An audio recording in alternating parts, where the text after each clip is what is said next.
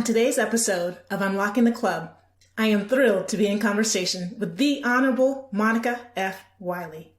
Wiley was appointed to the San Francisco Superior Court bench on September 1st, 2009 by Governor Arnold Schwarzenegger and is the second African-American female judge appointed to the San Francisco bench.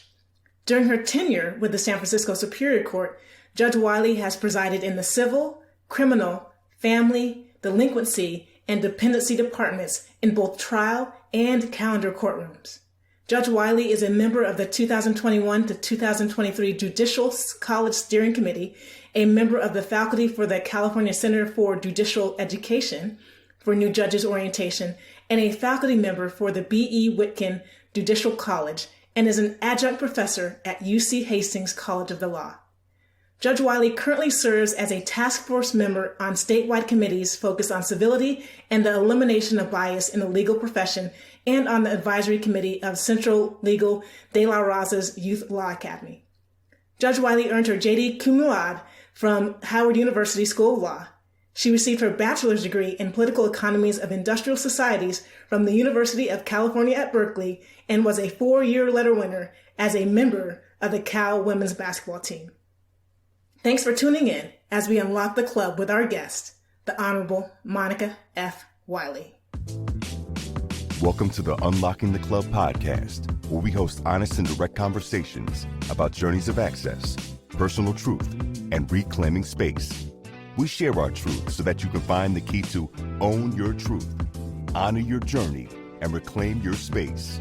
Grab your keys, your wallet, your phone, and invite your friends to meet you at the club. Here's your host, Angela Taylor. Hey folks, I'm Angela Taylor, your host for Unlocking the Club. And today we're going to unlock the club by demystifying the justice system from the lens of a judge who happens to be a Black female who's been in the justice system from a few different capacities for several years. And we'll get some insight from her. But before that, I actually want to talk a little bit about my participation, if you will, in the justice system. I've had some really interesting interactions in the justice system that really have been etched in my mind as I look at unlocking the club. It's a really intimidating process, a really intimidating system. And I got to know it pretty early when I was a college sophomore. But I can look back now at something that was kind of funny, but in the moment it wasn't so much so. So when I was at Stanford, we had some scooters. And I would be riding the scooters around campus with some of my teammates from time to time. And there were some areas that were off limits to scooters, but it was easier to get from point A to point B with a straight line versus going all the way around campus. So we decided sometimes to cut through campus. Well, one particular time, there was an officer who saw me cutting through campus, pulled me over, and gave me a ticket.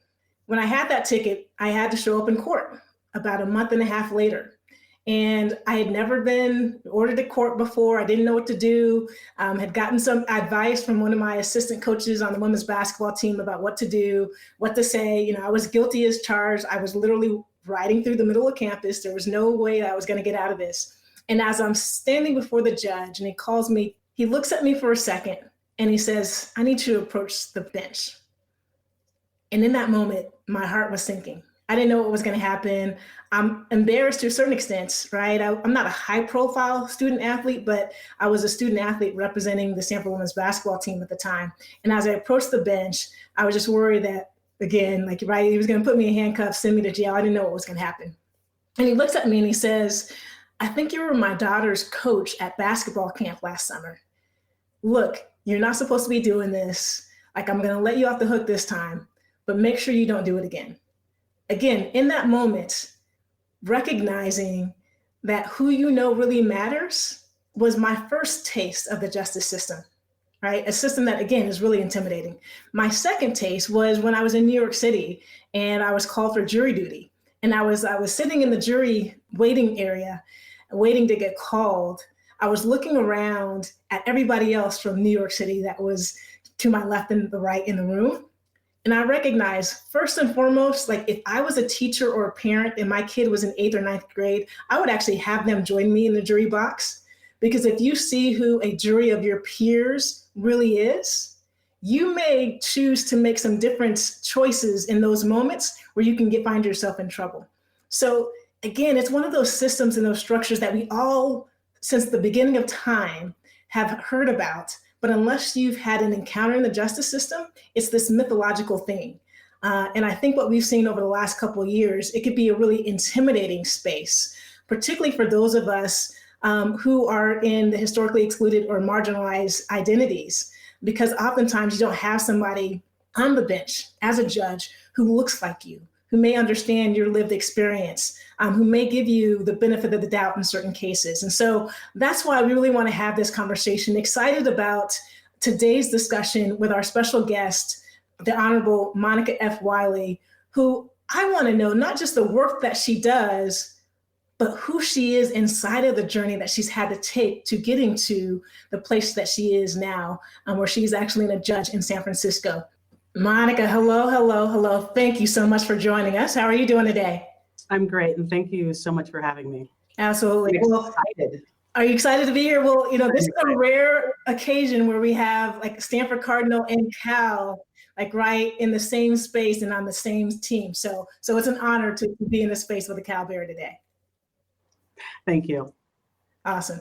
Well, as we just heard your amazing bio, you've obviously had an amazing career in the legal system. I'm curious, not just the work that you've done over the years, but who you've been inside of that legal system as a Black woman navigating this space, which seems to me from the outside looking in as predominantly white male, right? And a space that is a club that we aren't always welcome into. What has your experience been like, and what is important to you in the role and capacity that you have?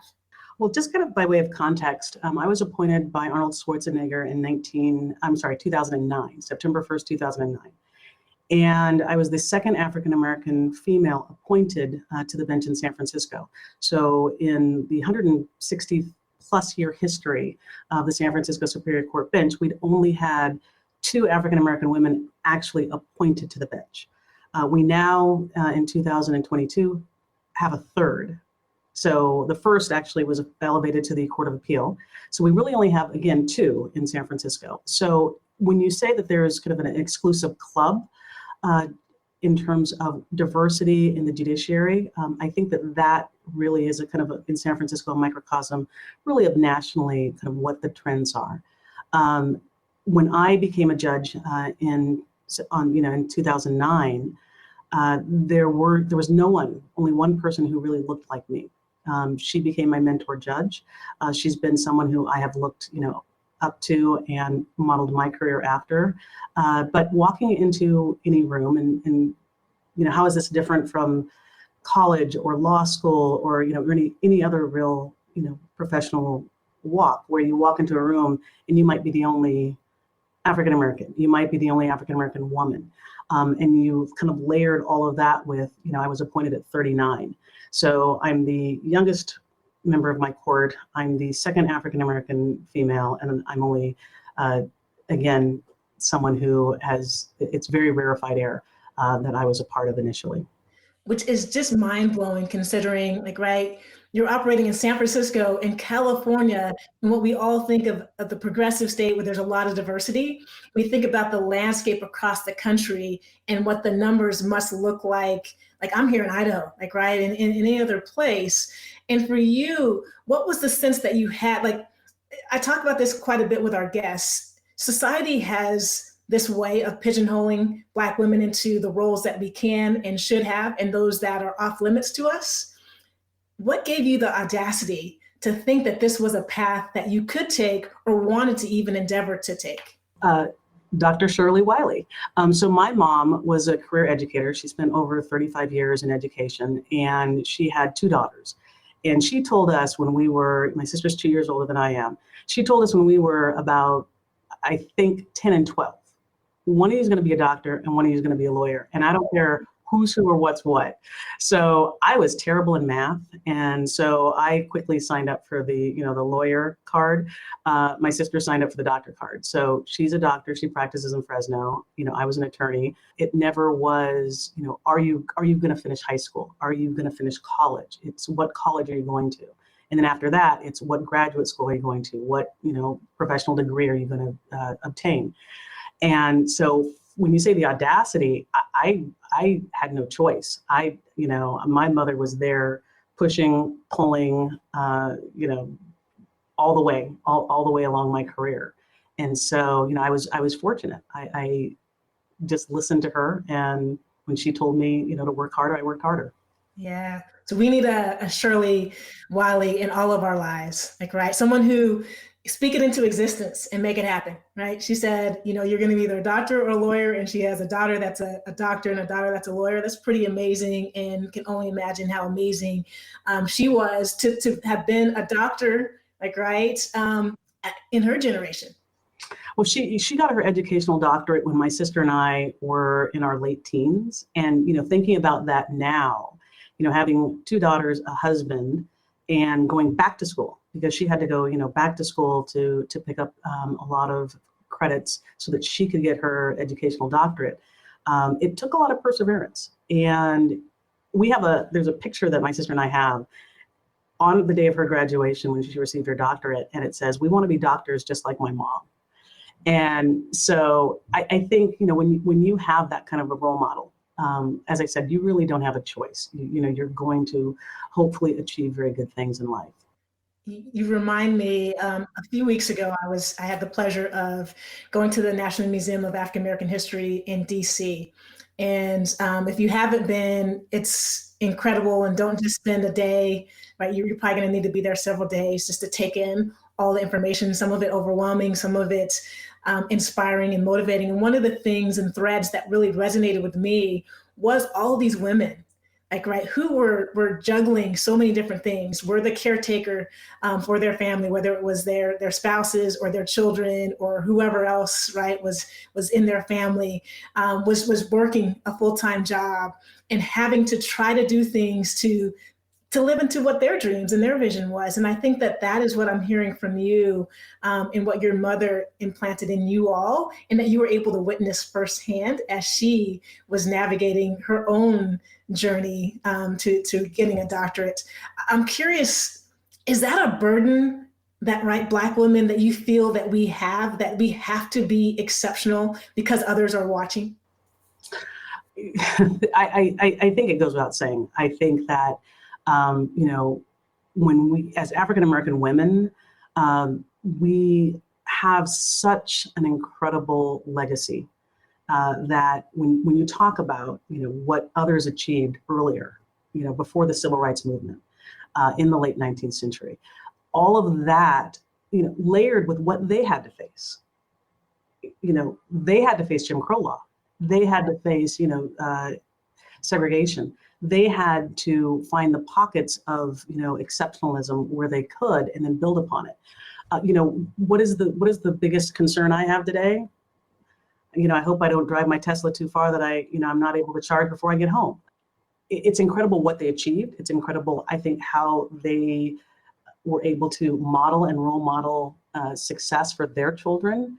And, hopefully that's the legacy that continues to, to perpetrate and continues to happen in the African-American community, because, we come from a really strong line of people. And when I went to the African-American Museum, one of the things that I kept thinking as I was going through the exhibits was, it's amazing we've achieved everything that we've achieved with all of the oppression, with everything that we had to deal with and combat, throughout history. Look at what we've done. Can we and should we have even greater achievements? Of course. But where we are now, I think, is certainly just an absolute credit to the people whose legacies and whose shoulders that we've stood on. Which is a really important perspective to have, because the system would have you thinking that you aren't capable, right? The system wants you to get frustrated and overwhelmed and to stop, right? The system wanted you not to hear your mother, put this dream out there, and the first obstacle that you met, for Monica to stop and say, you know what, maybe this isn't what I'm capable of doing, and yet and still, Imposter syndrome, right? Yes. We all have imposter syndrome. Yes. And, I've had imposter syndrome throughout, points of my career. And I've always said this, I heard this a long time ago, and it just resonates with me. grant me the confidence of a mediocre white man. Because if I had the confidence of a mediocre white man, I'd be the Queen of England. In a moment, yes.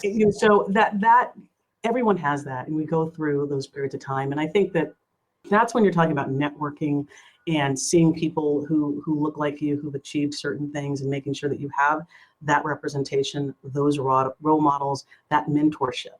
Because that's the time where you can go to your mentor and you can say, I'm not sure I can get this done. I'm not sure I can do this. And that person is going to pull you up. And that person is going to say, of course you can. I did it. You can do it. How can I help you? What can we do to make sure that you're not going to self-defeat because of imposter syndrome? And so that's why networking, mentorship is so important, for our community.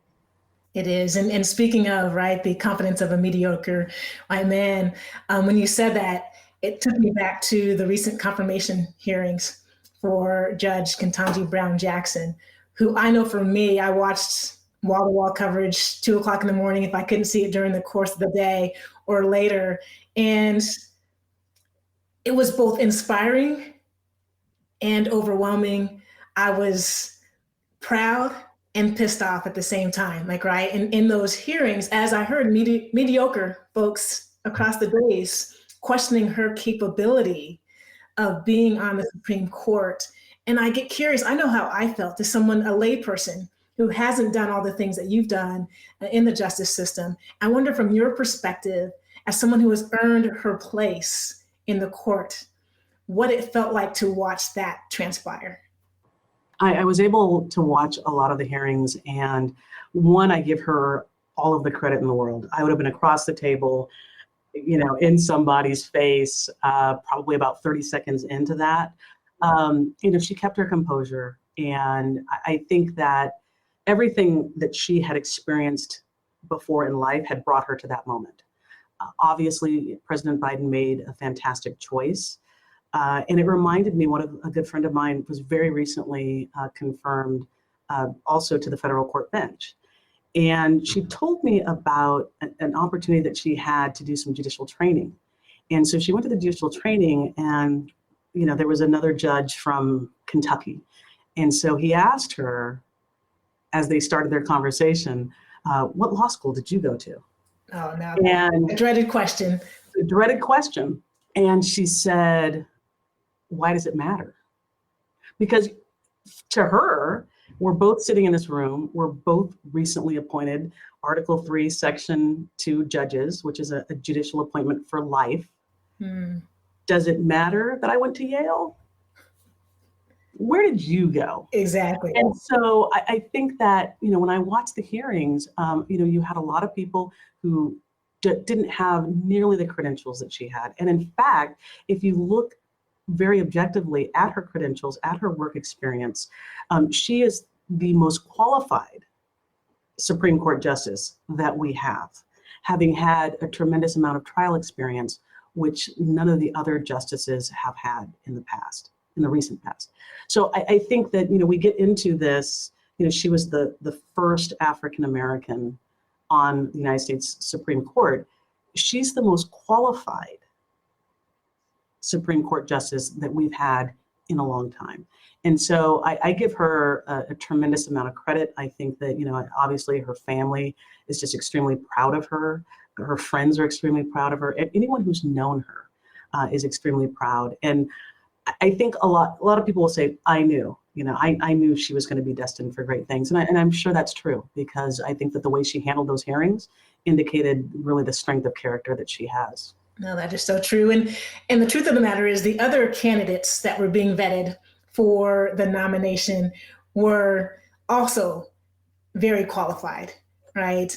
Double Ivies, whatever the credentials that you were looking for. And yet and still the question was, are we sacrificing quality to fit this idealistic viewpoint that the Democrats have, which is really, I think, what we hear quite often, whether it's in the corporate space, and I'm sure in the courtroom, is, did you earn your opportunity?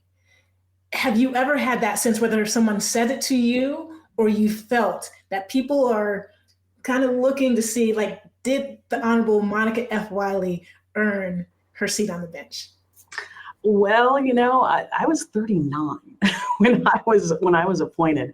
And so I came in, I was appointed the same day as a group of there were 5 of us appointed the same day. 4 were men, I was the only woman. I was the youngest. And so I think that there immediately was a why her? And so with that comes, well, obviously, they're pushing diversity.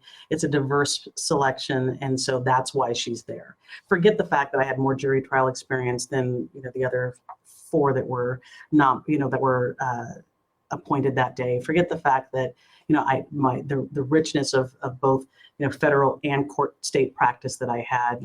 Let's put all of that aside. So yes, you come into it with, I have a chip on my shoulder, and as a competitive athlete, I'm going to outwork you. I'm going to outprepare you. If I get a chance, I'm going to stomp you into the ground. So with that, I think comes you can transfer that into being the best judge that I could be. When I first started, there was, if there was a duty judge, if someone needed a 24-hour, not an hour, I'm on that phone, talking to police officers, my hand was up to do it. If there was, hey, we need someone to take this trial, my hand was up to do it. And I just, I think hopefully, by the end of my first year, certainly I had proven, that I was going to be an asset. I might only be 39 years old, but I was going to be an asset to this organization. And so I think that you have to prove yourself out of that, right? You have to prove yourself again and again, every day, every minute of every day, that you are where you belong, you've earned your spot, and you're going to make the most of your opportunity. I think one of the reasons why having participated in athletics is of tremendous benefits wherever your career takes you is because of what you just pointed out, of the capacity and the understanding to be in a space where there's that positive self-talk that happens, right? That this is what I am capable of doing. And even in those moments or instances where you don't succeed or you make a mistake, right? You can recover and it doesn't devastate you. Like, what has being an athlete embedded in you that has had you be successful as a judge and in the legal system? I think it's this, the same skill set that you're developing as an athlete: time management, preparation, attention to detail, stamina, perseverance, really just being able to focus. I have a task, I have a job, and I'm going to focus on it. And I'm going to compare myself not necessarily to my competition, but to what I know my personal ability is. And I think that in doing that, you're really, really able, particularly in an adversarial process like litigation, I think you're able to, I'm not going to play up to my competition or down to my competition. I'm going to play the game that I know how to play. And if you work hard enough, you train long enough, you train hard enough, then your best is generally going to be better than others. So I think that's kind of all of those skills, all of that kind of mindset that I developed over the years. I think I brought that certainly into being a litigator, because that's by nature a very adversarial process. So then when you become a judge, you don't have that kind of adversarial process mindset. Instead, you're protecting the process. Mm-hmm. You are the face of the justice system. Some people who come to your courtroom, you're the only judge, judicial officer that they're going to be able to interact with. Sometimes in their entire lives, they may just set foot in one courtroom. So if that's what's going to happen, then you want to make sure that you're fair, that you're neutral, that you've listened, that you've ruled impartially and objectively, and that they understand even if you rule against them, even if I don't necessarily see the facts the way that you see the facts, and I don't apply the law the way you think that I should apply the law, they still feel that they have some part of the process that they feel that they have been able to have their day in court, and that the process was fair because the judge was fair. And so I think those are kind of my goals each and every day. And I think that helps tremendously in terms of, I like to think of it as the consumer's experience with the court system. Well, you spoke about Governor Schwarzenegger nominated you for the court when you were 39. So you probably roughly had about 12 to 15 years as a litigator, I imagine, in between coming out of law school. And I get curious of what young Monica was like as you were trying to navigate your way up the ladder. And I say this because I mentioned in the opening the experience I had in the New York City jury system. And the case that I did receive, it was a drug case, and the defendant couldn't afford his own representation, right? So it was a court-appointed attorney. And I remember people that were on the jury with me who didn't look like either the defendant or the court-appointed attorney were making a decision based on things that had nothing to do with the evidence, right? And so the attorney showed up late one day in court. Her hair was falling out of her ponytail. She was a Black woman. And they were like, he can't even afford an attorney that is going to get here on time and represent him. He has to be guilty. Like, and I'm like, wait a minute. Like, that has nothing to do with the case at hand or the evidence that we're hearing. Did you experience how you showed up in the courtroom impacting, right, outcomes? Well, I think for me, in terms of how I wanted to present myself, I wanted to be, I always wanted to be professional. And in fact, in a little bit of genderism, I never wore pants. When I was in, for the 12 years that I was a litigator, I did not wear pants to court one day. Wow. So it was a skirt suit, right? That you saw in the 90s and 2000s, yep. It was a skirt suit and a very muted colored skirt suit. But, there's so much that goes into it because, as the attorney, you realize the jury is going to look at you, that you're there advocating on behalf of your client. You are attempting to be as persuasive as you can. And I think that, that's a heavy burden. And honestly, that's one of the reasons why I shied away from criminal litigation when I was younger, because that type of pressure, and you have someone's liberty in your hands. And I, as a young attorney, I did not want to do that. I wanted to do, civil litigation. If I lost someone's money, it was money and it could be replaced, versus someone's personal liberty. And knowing, as an African-American woman, that the system wasn't fair. You can try a criminal trial 10 different times to 10 different juries, and you're going to have probably a number of different results. And when it comes to sentencing, if you have 10 different judges, you may have 10 different sentences. So the arbitrariness of the process, to me, I had some difficulty with when I was a young attorney. And so I think that, your experience that you spoke of the criminal justice system on that scooter, that knowing someone, knowing what the process is, knowing that, pretrial diversion, it's a minor offense. If your attorney knows the DA and they have a good working relationship, the PD goes to the DA, and, your first appearance, you may get diversion right away. You might get a felony reduced to a misdemeanor. That misdemeanor can then, be expunged after a period of time. So knowing that process, I think, is important. Knowing and just having information. And that's, what I think, there are a lot of things wrong, obviously, with the criminal justice system. There's systemic racism, there's implicit bias, there's unconscious bias, all of that. But just having information to be able to make informed and intelligent decisions about the process and what you should do, that's what's powerful. That's where, a lot of people, I think, sometimes they think, well, I need that private attorney. I need that $750 an hour attorney. There are some exceptional public defenders that private $750 an hour attorney, they don't go to court. A public defender is in court every single day. They know the DA, they know the judge, they know the police officers, they know all the players. So I get in trouble.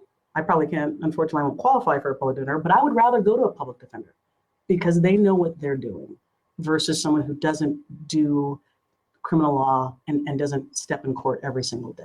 Monica, I get curious as you're talking about the criminal justice system of the parallels, if any, between like the corporate space and the criminal justice system. And you spoke earlier about the lessons that you learned from your mother, right? Is put your head down, work hard, get good grades, and the rest, right? Continue that throughout your career.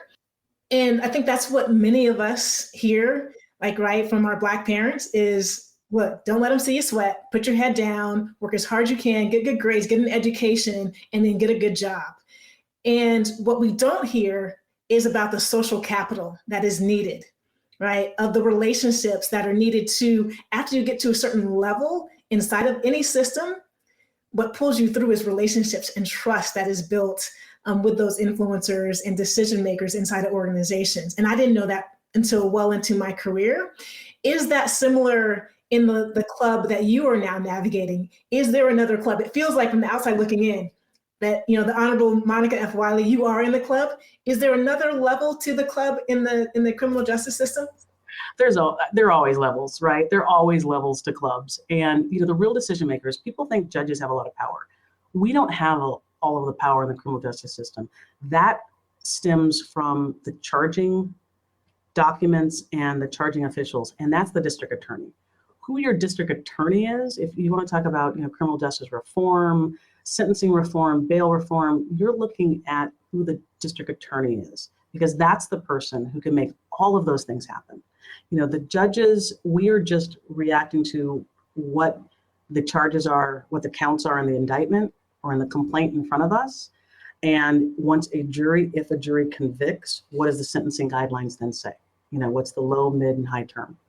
We have some discretion with respect to that, but if you're never charged with that, you know, petty theft over, you know, $950, then we don't have an opportunity to then deal with that case. So that's the club within the club.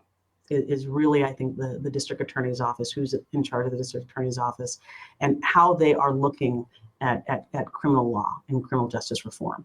Which is a really important passcode, right? Oftentimes when we're looking at our election cycles, we look at the top of the ballot and we wait till the presidential elections to get involved.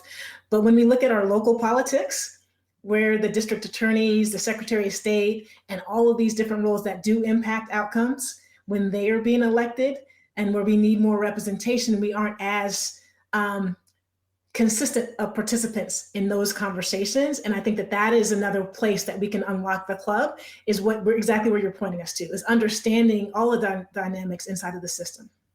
I think local politics are so undervalued. And not just, you know, the DA's race or, you know, who's going to be the public defender, but who's going to be on your school board? You know, who is going to be making the decisions for your children in terms of, you know, sometimes curriculum, sometimes, you know, different things that involve their day-to-day experience in the educational system. Those are just, to me, just as important elections as, you know, who's going to be the DA, who's going to be your junior senator from the state of California, who's going to be your governor, because that's really where I think a lot of impact starts, at the very, very local level, because that's our day-to-day. That's, you know, how we experience life in our communities are on that very, very local level. So yes, pay attention, be informed in terms of your local politics as well. Such a great point. I get curious too, you know, you've been really intentional about your journey, right? And really diligent throughout the process. Was there a time where you thought, this is not for me, where there was, right, you thought you had the door open and, right, it was blocked, there was a gatekeeper that wasn't letting you in? If so, like, how did you overcome that? So I can't remember a time other than, so when I was first applying for law schools, my sister, who, you know, 2 years older, she's the doctor, she told me, you played a sport in college, you had a 3.5 at Cal, you can go anywhere. So I applied to Stanford, Harvard, Yale, Berkeley, and Georgetown. I got waitlisted at Georgetown. Everyone else said no, including Stanford, but all for the better. So it's another story, right? It's another story. But so there I was, you know, with a specific goal in mind, right? I wanted to go to law school, and I had been essentially, you know, my arm had been twisted by my mother. You're going to law school. So when I was rejected from the various law schools, I said, you know, maybe I wait a year. Maybe I retake the LSAT. Maybe I wait a year, you know, work for a year, recalibrate a bit. And my mom, knowing my personality, said, no, we will go to the latest, and Howard, the latest deadline in the entire continental US of A in 1995 for the law school admissions. And we applied, and I got in. And what was interesting about that particular journey was that in retrospect, Howard was the best school for me. I may have gotten lost, in a school with more people that had a lot less diversity. And I felt going, away from home for the first time, going to Washington, D.C., being part of that community that was extremely nurturing, was, for my personality, and I was a 22-year-old right out of college. That was perfect for me. That was perfect for me. I found another identity, if you will, in Washington, D.C. And so I now embrace the everything works out for a reason, because of course, back in, February, March of the year that I graduated, I was devastated that I hadn't gotten into the top 5 schools that I wanted to get into. I now believe in the universe. I now believe everything really does work out the way it's supposed to work out. And so I had a fantastic 3 years at Howard. It was, friendships and relationships that I still have to this day. The former mayor of Atlanta was in my class, Kasim Reed. I've got a couple other, people that have gone on to do some incredible things from that class. And I think that it was well worthwhile, for me to have that experience, because that not getting into the schools that I wanted to get into was the first time I lost something. I hadn't been top 5% of my class. I hadn't gotten, the most valuable player or whatever it was. And it took a lot of, for me, internal self-reflection to kind of, pick myself up and say, okay, we can still make this happen, right? We can still go to law school. We can still, do well. We can still graduate with honors. We can still go back to California and do what we want to do. Well, and there's an important lesson there in what you said, because so often, we're faced with an obstacle. We don't get what we want, and we stop, and we think that, okay, well, it's not meant to be, right? It's not ordained, and we may choose another path. Instead, you leaned in, right? Completely. You still knew what your vision was going to be. You may get a different path to that vision, but you were able to lean in. But it feels like, Monica, that you have people in your life that can provide that great context. And I think often what happens for Black women, as you are climbing the ladder and you become one of the very few people at that stage in your evolution, you don't have a lot of people in your life, your family, who have similar lived experiences that you can bounce things off of and give you that suggestion. And that's why I say you find it, right? That's why I say you seek out your mentor. Your mentor doesn't have to and I strongly believe this, your mentor does not have to look like you. Yes. They do not have to be a Black female. They can be, in fact, when I look back, I had at a law firm that I worked at, one of the most impactful partners that I worked with that summer looked nothing like me. He was a 72-year-old white man, and yet he was so invested in me and my success, and that's all you want. Yeah. Whatever that mentor package looks like, you want that person to be as invested in your success as you are. And that can be any package. I don't care who it is. I don't care what it looks like. Yes. I want that person to care about me and my success. And so, looking for those people, and sometimes you can't wait for that person to kind of notice you and say, hey, let's go get dinner. Let's go get lunch. You need to be proactive. You need to say to that person, I would love to sit down with you, coffee, lunch, even a phone call, and talk about you and your journey, and talk about, me, where I am, and what things I maybe need to do. Because I don't have that in my family. I don't have someone I know that can provide me that crucial information or that crucial advice. And so you've got to find it. Really important perspective, right? That's the social capital. And it's not always going to work in the opposite direction where somebody sees you in the hallway and is saying, hey, that's somebody I want to get to know. You may have to be proactive in finding that person yourself. We had, when I was at the WNBA League office, we had an event called Inspiring Women Luncheon.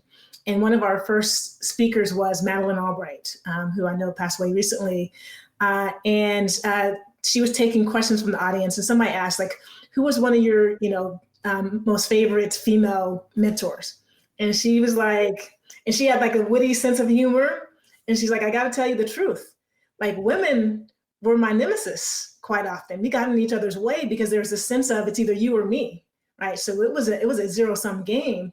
And some of my strongest mentors and advocates were white men. And so when you found that 72-year-old colleague who became the person that was connecting with you, was sponsoring you probably in different circumstances, it was a really brilliant way to build that bridge and to allow him to get to know who you were by proactively reaching out to him. I think it's really important. Yeah, and as I said, you can't wait. Don't wait. You need to be proactive. But two, again, and I can't emphasize this enough, because we want to, we walk into a room, you see that other person that looks like you do the head nod, and that person may not head nod you back. And it's like, wait, come on, brother, what's up? Yeah. And, you need to find the people, again, the people are going to be in your corner. They may not look like you, but that's who you got. You sometimes, as they say, you can't pick your family, and some people will be your family, and you need to be open to that. Well, Monica, what's next for you? Like, right, as you are here in this amazing position, like, what is something that you want to create for yourself? I often wonder, because I'm extremely happy what I'm doing. I right now I am supervising in our family department, and I do a little bit of everything. I do family, I do juvenile justice, I do dependency. I get to teach statewide. I have a great autonomy. I've gotten to the point where everybody knows I'm going to get my job done. I'll do it well, and I just have a lot of autonomy. And so what's next? I'd like to be the presiding judge in San Francisco. That's something that's voted on by your peers. So there are 52 of us. I need 51 votes. Oh, wow. Okay. Well, not 51 votes, but the majority. But I would like to do that. I've always said no, never to the Court of Appeal. I'm kind of rethinking that a little bit. Maybe I'll apply for elevation. But I'm still fairly young at 52, and so there are a lot of things that I think I still want to do. In fact, really, maybe one day even going back to litigation. Because it's hard sometimes to watch in court. In my first year, I had a jury trial assignment, and I had to train myself out of every time I would hear a question that should be objected to, I'd have to train myself out of looking, to the other side, like, you're going to object to that because that's speculation. That calls for speculation. Wow. So I would have to train myself not to do that. I love litigation. I've loved basketball in my life as a sport, but I think I loved litigation more. And so I could see myself eventually going back and doing some kind of litigation.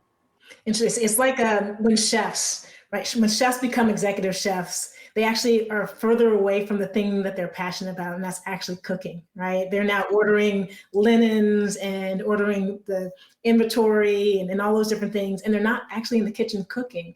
So the further up the ladder you get, the further from the thing that enticed you into this profession sometimes occurs.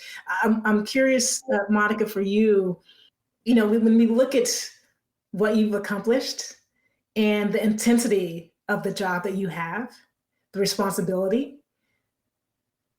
I get curious about wellness in the workplace. Like, how do you take care of self in this really stressful atmosphere? At least from the outside looking in, it feels like it must be stressful. So my first, and I've had 2 stints now in family law, and I really found my passion in family law. My background was civil litigation, but I think I found passion as a judge in my family law assignments. And the first go around here, I would take everything home. I would agonize over every single decision. I would bring families back for review hearings. I had one couple that was a very, very young couple, 5 kids, young African-American couple. We had a weekly session with them. They would come in 3 o'clock on Thursdays, every Thursday, 3 o'clock. And literally it was just how you doing? How'd you do this week? And in my family law assignment, I find that you have to be a little bit of a social worker, a little bit of a therapist, a little bit of a judge, right? Because ultimately I'm going to make a decision and issue an order. And the expectation is that you comply with that order. But there's so many different facets to what you're doing. And so I really found a passion in family law. And so I went to criminal court after my first stint. And there it was so different. It was, adults making adult decisions, and sometimes there were consequences, and sometimes you had to go to state prison for a period of time. And the dispassionate way in which that whole process happens. It's like almost like a well choreographed, or sometimes not a well choreographed dance between the DA's office, the PD's office, and the judges. It was interesting. I came back to family and I was able to pull back. And it was almost like a light bulb, because I realized that I didn't make the facts. I'm trying to help the parties, help the family. And so I don't need to take it home every night. I don't need to agonize over every decision. I need to make a decision and move on. And so that really helped. I think I added years to my life, literally, by having that different experience. And so now I was telling you about a bike trip that I have planned for next year. It is a cross-country bike trip. I used to play a lot of sports. After college, I still played recreationally. I played basketball. I got into some flag football, which was awesome. I like the high impact stuff, ultimate frisbee. Right. And then I had a hip replacement when I was 44 because you were doing all of that. I was doing all that and I had no cartilage. And so that kind of slowed me down a bit. But the cycling that's new is fairly new. The cycling is kind of, I think, a little tiny bit of substitute for that. So I did a 30-mile ride yesterday, and I'm like not waiting for red light. I know this is bad, but it somehow makes it even more exciting if you just don't wait for the red lights and you try to go around the cars. But I think that you have to find, obviously, in whatever you're doing, you have to find that outlet. You have to find that way to wind down. I don't drink, which a lot of people, sometimes, have an evening cocktail or something. So I don't drink. I don't have any other vices, so to speak. So, it has to be some kind of an athletic outlet for me. Well, and I sense that there's no in between, right? It's either you're not doing it or you're going to do it exceptionally well and a cross-country bike trip. Yeah. What is it? 52 days on a bike. Yes, that does sound crazy. The more I say it, the more crazier it sounds, although I put my deposit down. So you're locked in at this point, and it's out in the universe. The Unlocking the Club community, we will be here to support you along the way. We'll be cheering you on. You'll have to, check in with us when you start that. So when are you planning to do this? So this is March 2023. Okay. It's going to start, I want to say March 9th, and it'll be 52 straight days, and then I'm only going to be gone, like 38 days from work or something like that. So it'll be the longest, definitely the longest, time off the bench that I have taken. And I'm really looking forward to it. I'm a little scared. I will be, quite honest. But it's a supported trip, so I've already told the organizer I'll be in the van more than you will. And I feel like I should be paid for driving the van. But it's pretty. We have off days and spa days, and so I should knock on wood.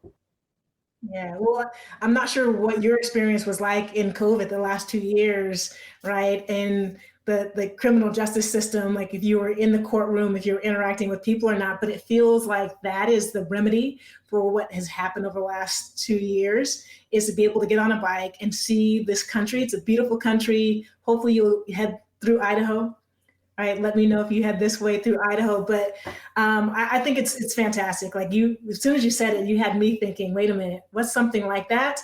To find that competitive edge, an excuse and a reason to actually work out and be in great shape again. Easy on the joints, and you look really good in those bike clothes. Is that what it is? Okay, so right, you check, all of those different things. Well, That's what it is. Hopefully whoever is in the van knows how to fix the tires. They do. Because I think that's the biggest issue. I actually know how to fix a tire now. I took a class. It's something when you think about like all of the different things really that you can do. As I said, that's like longevity when you're talking about golfing. I never got into golfing, but something that you can do forever. Until you're 80 years old, you can golf. And so cycling is kind of one of those things. So I think, and it sounds, I kind of started to pick it up a little earlier this year, but I think I really wanted to pick it up during COVID. But you couldn't find a bike in COVID because everybody had a bike in COVID. Yeah. And so I think I delayed it a couple of years, but I'm really looking forward to embracing it. That's great. Well, Monica, you are someone as a peer in your peer group that I admire and am inspired by all the things that you're doing. And undoubtedly there's, a 10, 11-year-old girl that somehow comes across your photo that says the Honorable Monica F. Wiley, and she asks her parents, like, what does that mean? And what is she doing? And now all of a sudden she wants to pursue a similar career. What would you tell that 10 or 11-year-old girl or the 24-year-old law school graduate about the journey that's ahead? Everybody has obstacles. You might fail your first try, but there is a law school for everyone in this country. If you want to go to school, you will graduate, you will pass a bar wherever you are. If you remember to stay prepared, work as hard as you can, and just really understand that there are people and allies that you will have that you don't even know you have. So you need to reach out, make sure you are letting people help you. Don't be afraid to ask for help, and let people help you when they can. Yeah, and fail.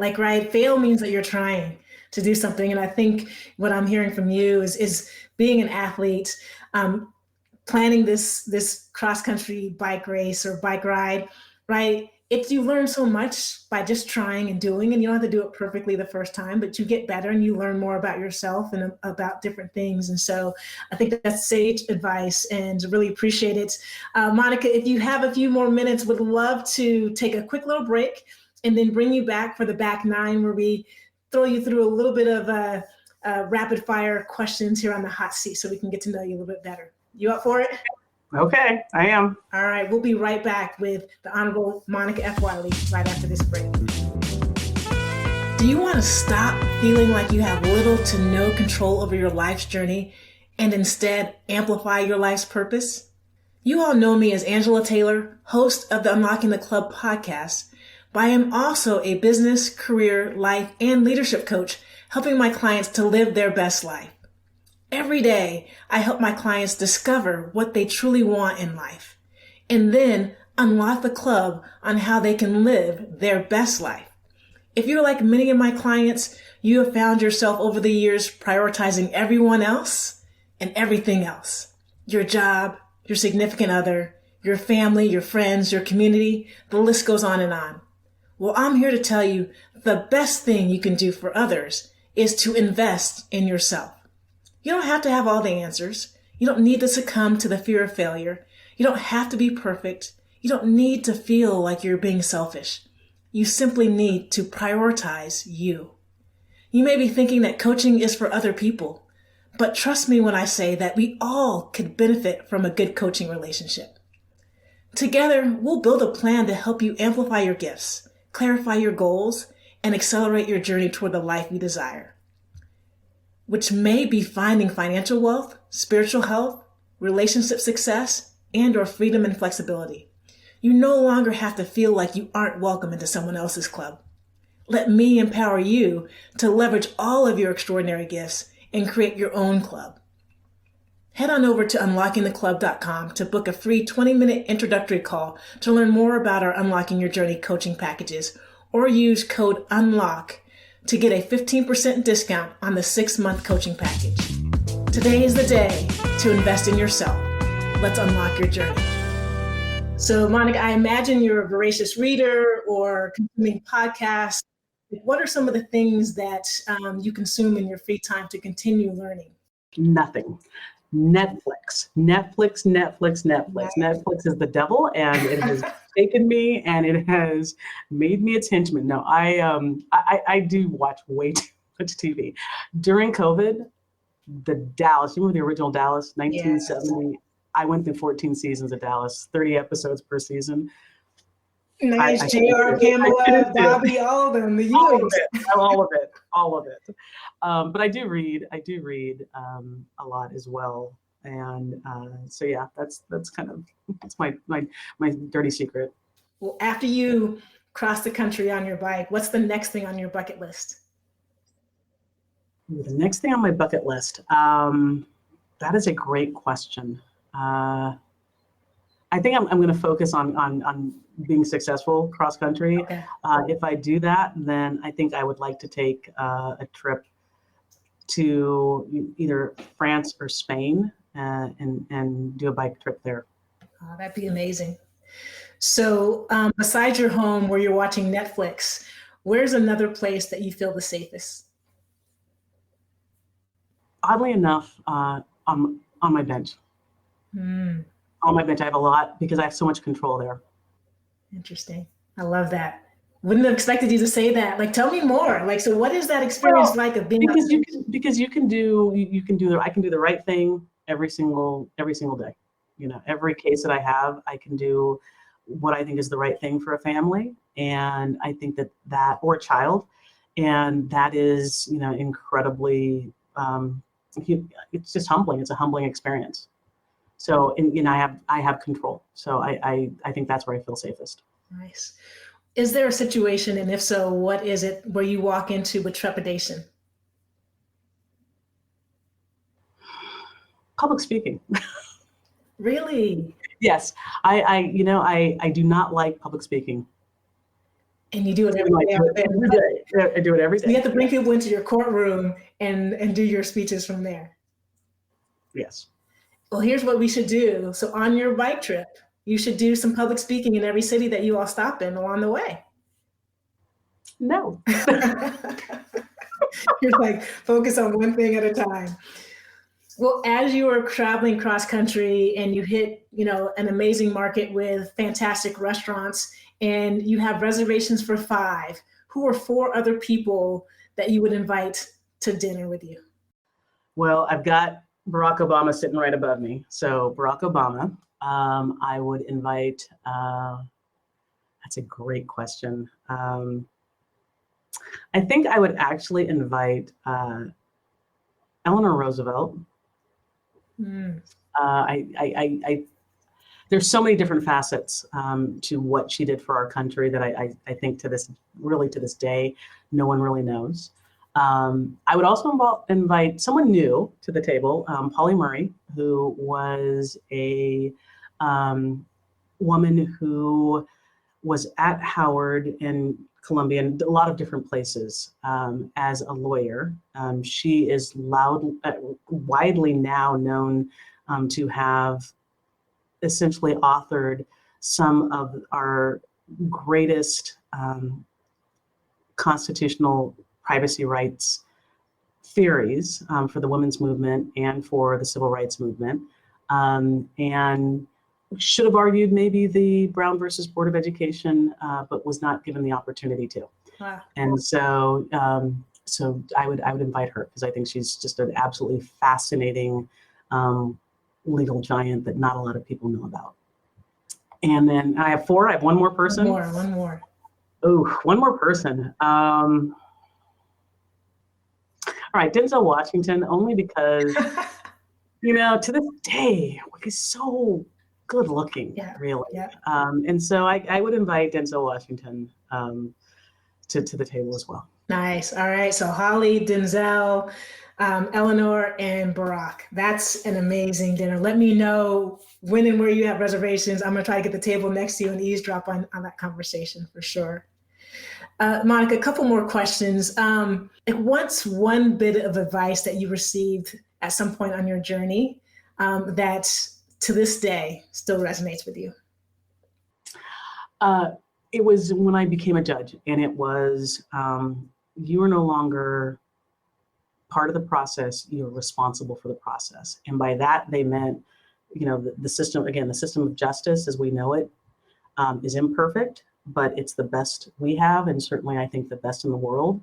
And so when that person comes to your courtroom, you are that face, and you are responsible for the process and their satisfaction, and ultimately whether or not they have buy-in and comply with whatever orders you're going to give. So I think that was probably the best piece of advice that I received, and something that really to this day resonates with me. Nice. Cal or Stanford in the big game next year? What? Come on. I'm going to go with Cal, even though, we win 25% of the time.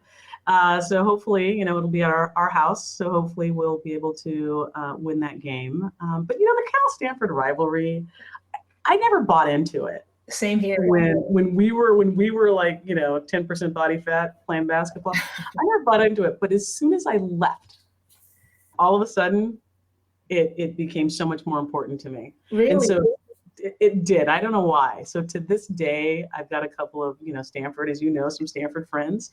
And I just can't help but every time Stanford loses in something, I'll send them a text or an email. When the girls lost the tournament in the tournament last year, I sent them. I'm a terrible person, but yeah, no, it now has become very important.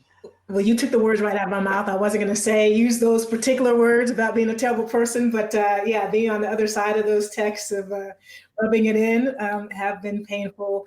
But yeah, it's interesting. The further I get from it, the more I'm like Pac-12 over anything else. Like, right, is so cheering on some of the Cal Golden Bears, and of course, there's a Stanford Cardinal leading the Cal women's basketball team. So infusing a little bit of championship spirit there for you guys as well. Well, Monica, what She's doing a great job. Sharman is doing a great job. Good people, for sure. Is there anything else that you'd love our listeners to know about you, what you're working on, or what's important to you? I would stress two things. If you have an opportunity, there are so many of our, particularly marginalized young people that are in the system, either in the juvenile dependency system or the juvenile justice system. If you have an opportunity to become a foster parent, please look into that. If you have an opportunity to become a CASA, which is a court-appointed special advocate, it's someone who develops a relationship with a young person and then will report to the court. Those are some critical things I think that we as people in our community can do to ensure that people who, unfortunately are in the dependency and juvenile justice systems, that they have an opportunity once they get out of those systems to do something productive in society. So if you have some time, if you're retired, if you have some time, that you can devote to that, then I would urge everyone to kind of look into, even just, Big Brother, Big Sister program, CASAs, anything that you can spend some time role modeling and mentoring a young person so that they have some consistency in their life. I would ask your listeners to think about doing. So powerful. Such a great thing to end our conversation with, and an illustration of why representation matters, because I guarantee you in the 100 and something year history of someone being in your position, we didn't have a lot of folks saying this and understanding how important it was for people to find a way to support those in the system, right? That don't have the opportunities or the access to mentors or somebody who cares about them, to get them off the street, to give them a warm meal, to care and to love them and to tell them that they are somebody. And so we're going to make sure that we include some information about CASA in our show notes so that those of you that are listening who are able and willing take Monica up on her recommendation. But thank you for that, Monica, and thank you so much for joining us on Unlocking the Club. It has been an honor and a pleasure talking to you. Look forward to hearing all about your coast to coast bike ride, and all the other great things that you continue to do. And so appreciative of the fact that you are on the bench in San Francisco. All right. Thank you. You're welcome. You're welcome. All right. That was another episode of Unlocking the Club. Again, so thankful for our special guest today, the Honorable Monica F. Wiley. Thanks to all of you for tuning in today. I'm your host, Angela Taylor, and we look forward to seeing you and talking to you and sharing some amazing stories in our next episode of Unlocking the Club. Take care. Thanks for listening to Unlocking the Club. If this conversation resonated with you, subscribe to our podcast on iTunes or your favorite streaming platform so that you can experience every episode. And follow us on social media, where you'll hear about future guests, access special features, and connect with this amazing community. Head on over there and let us know how you are unlocking the club. Until next time, peace.